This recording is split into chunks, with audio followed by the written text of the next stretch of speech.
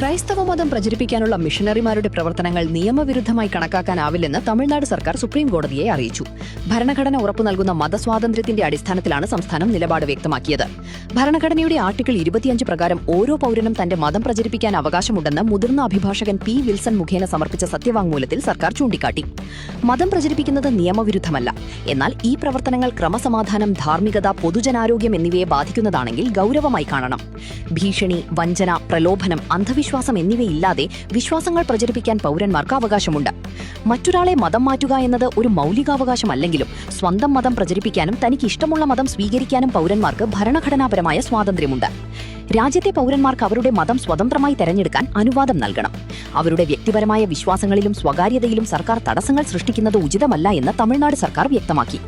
മതവിശ്വാസം എന്നത് ഭരണഘടനയുടെ ആർട്ടിക്കിൾ 21 പ്രകാരം മാന്യമായി ജീവിക്കാനുള്ള അവകാശത്തിന്റെ ഭാഗമാണെന്നും സത്യവാങ്മൂലത്തിൽ പറയുന്നു.